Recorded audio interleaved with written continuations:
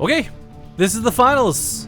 This is everything on the line here. $100 up for grab. Might not be the biggest monetary value of a tournament, but remember, guys, love your girlfriends paying for this out of their own pocket. They put on a tournament to introduce some of their players to you. We got to see some stuns, some Nage, some Motok, and of course, Tassadar early on today too. We got to see a lot of good StarCraft here today. And we're getting very close to the finish. It is best of 5 finals, 1 win away from victory. We'll see if he can close it out. Spawning in the lower left corner of the map. Oops. Hey, look at that. That moves my mouse. As I slam the desk, it's going to be from IVD Gaming, the red Protoss player Puck.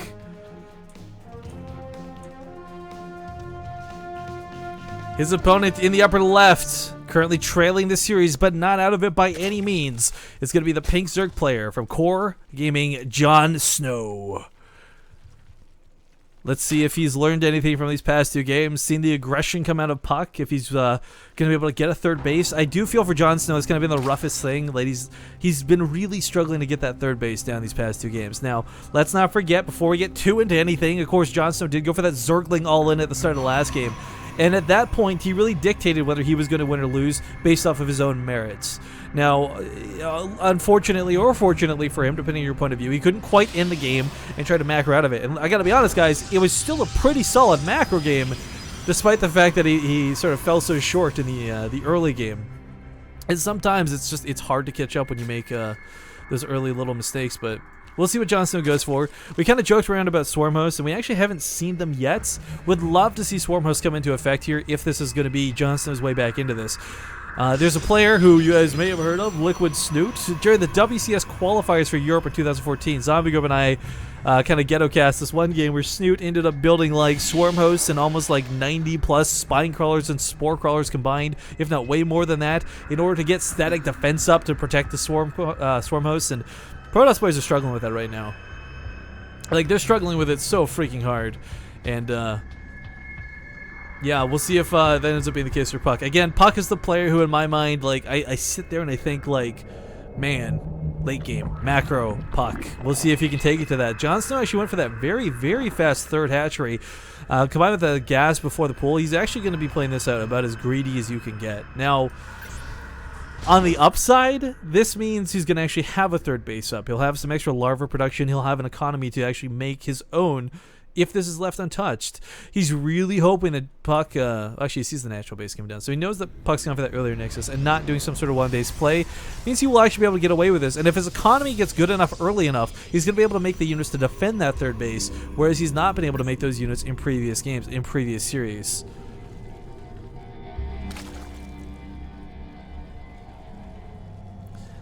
But, of course, as we know, the third base seems to be the point of contestation.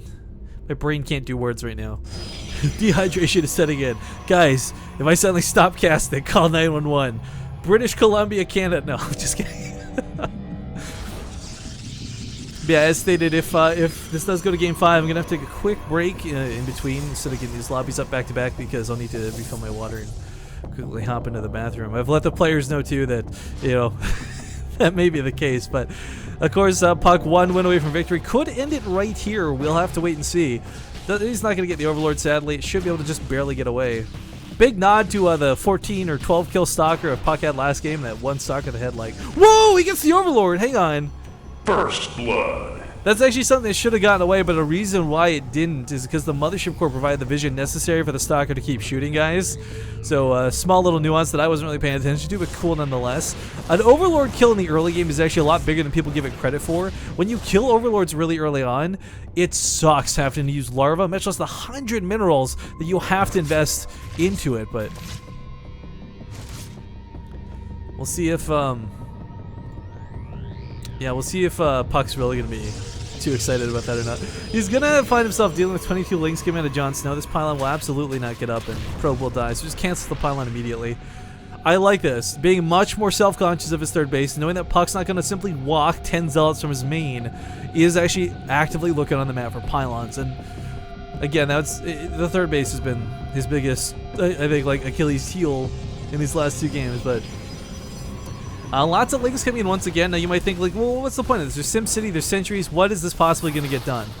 Well, first off, really nice net on those force fields. This is going to get Puck quite a few Zergling kills, actually.